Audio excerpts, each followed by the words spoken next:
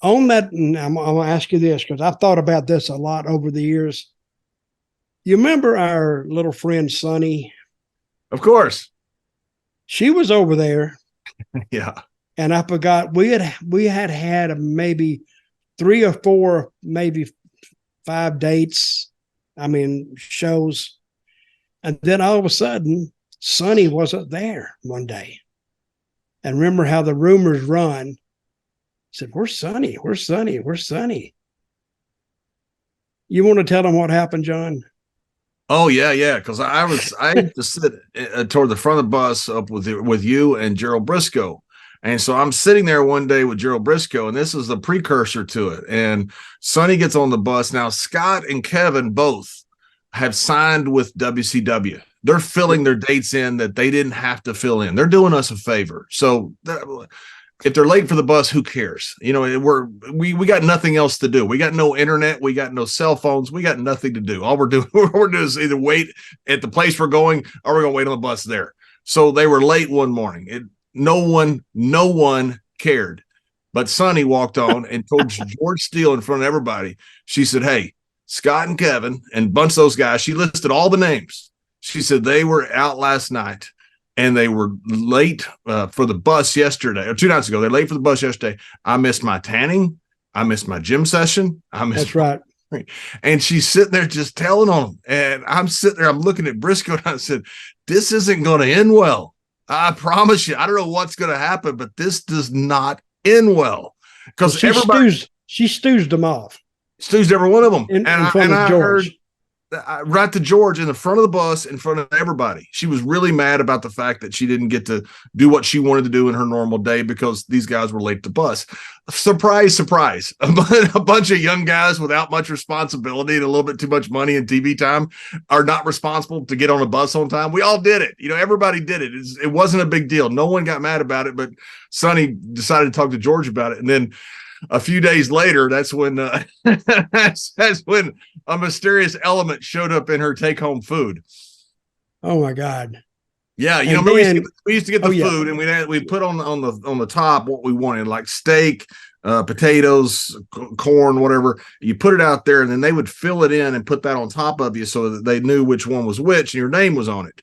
So everybody. So you had a list of, you know, you'd have Scott, Kevin, you'd Taker, you'd have whoever, Briscoe, Dutch, you'd have all these guys down, and then all their food.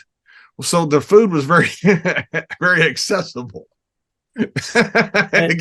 Somebody got a hold of Sonny's little food box, and she didn't find out about it till she got back to the hotel that night.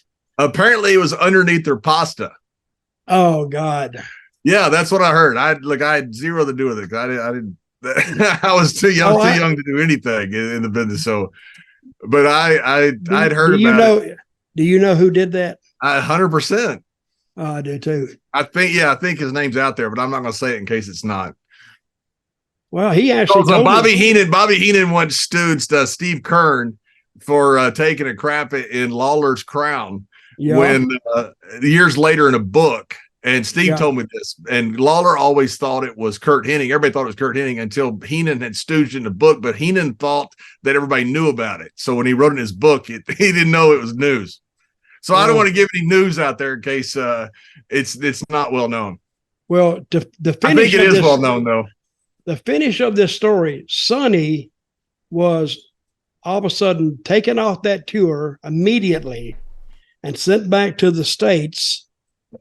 And I remember the whispering on the bus the day she wasn't there. Everybody was saying, "We're Sonny, we're Sonny, we're Sonny." And somebody said, you know, they took her off because she raised so much hell.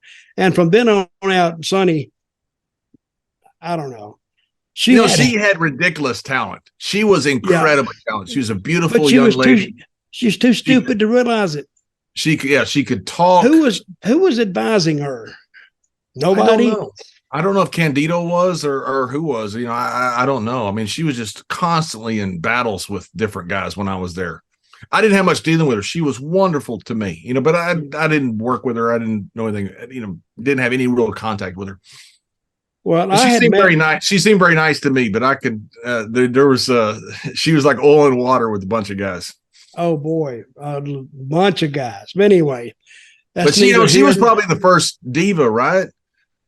Probably she was the first diva. I guess She I was think beautiful. She was one of these, we got all these downloads when they first had the internet, and she could talk. I mean, she was really talented.